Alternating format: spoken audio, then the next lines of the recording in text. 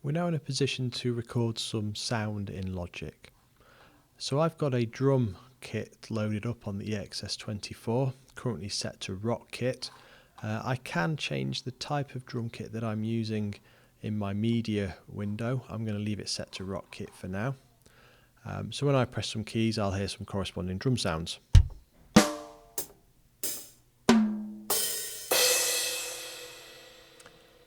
So, first thing I want to do is draw some notes in. So I'm going to expand my piano roll, and C1 is my bass drum. So with the piano roll selected and highlighted, I'm going to select my pencil tool from the menu. So press Escape and select Pencil tool, and I'm going to draw in my drum hits, my bass drum hits. Notice when I enter a bass drum into the piano roll, I will create a region in the arrange area. The area is 1 bar. So I'm going to put in bass drum beats on every crotchet. So from bar 1 through to bar 2. I'm now going to add a snare hit. So the D key is my snare on the 2nd and 4th. And I'm going to use hi-hats which are on my F sharp.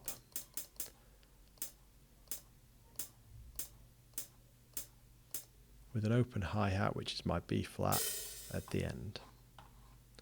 So with this information programmed in, I can now select the region in my arrange area and set my locators.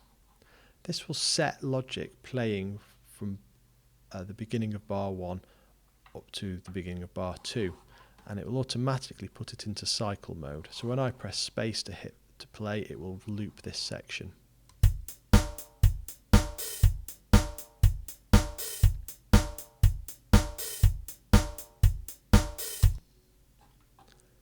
So that's one method of entering MIDI information to create, in this case, a drum beat, but the same could be for a melodic instrument. I'm now going to show you how to manually play in a similar beat using a MIDI keyboard. So I'm going to delete this information. I'm going to leave it set to 1 bar for the purpose of this and leave it in cycle mode. In order to play in time, we're going to need to be able to hear some sort of metronome, a click track. So we're going to turn this on down here. When I hit space to play now, we will hear a click which should help us keep in time.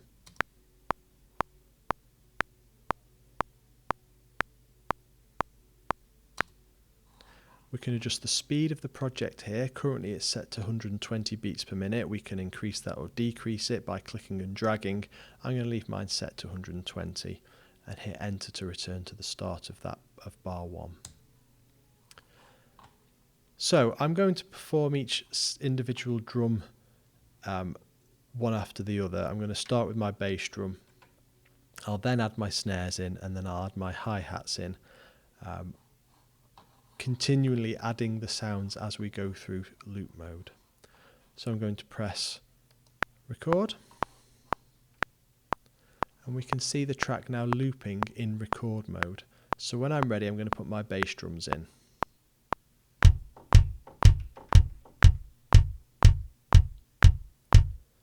I'm now going to add my snares.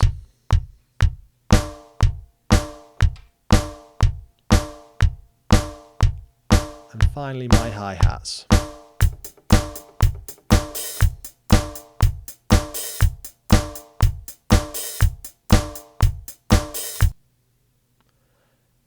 If I highlight my region in my arrange area, all the notes that I've just played in can be seen in my piano roll.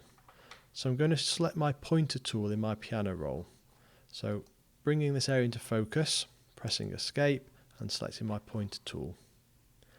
If I zoom in on these notes, you can see that because I've played them in manually, they don't start particularly on the beat, and the tempo, if we listen back to it, is slightly swaying in comparison to the metronome.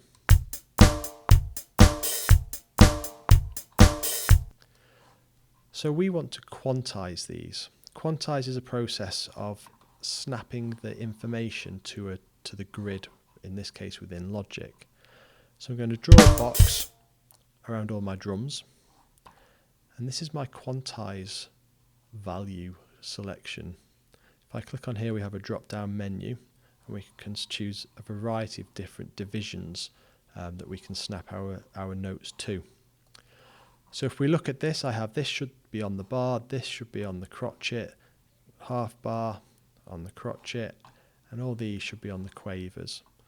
So I know that I can select a division of 1/8 and everything should snap to its intended position. So I can try this, 1/8. And sure enough, they all do. If we listen back to this now.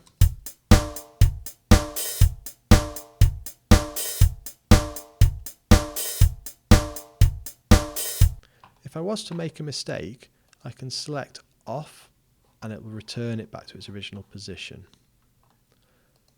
So, for example, if I'd have selected half notes for my quantize, everything would have been snapped to the half note, or the half bar, sorry.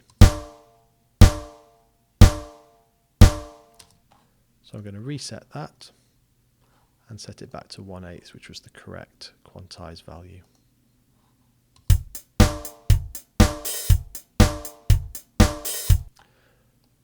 Once you're happy with the music, in this case the drum beat, it is possible to change the drum sound without having to re-record. So if I wanted to use an indie kit, I can just load it in from my media window and have a listen to what this sounds like.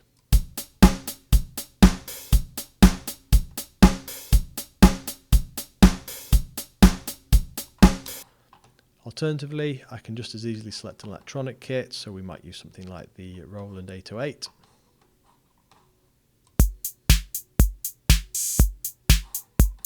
Or something that's perhaps R&B influenced.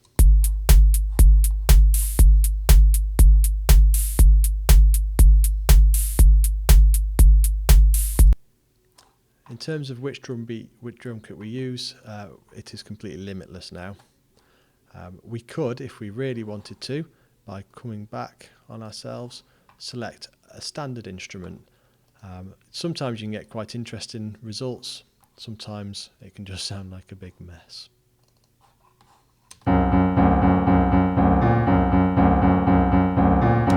But you get the idea.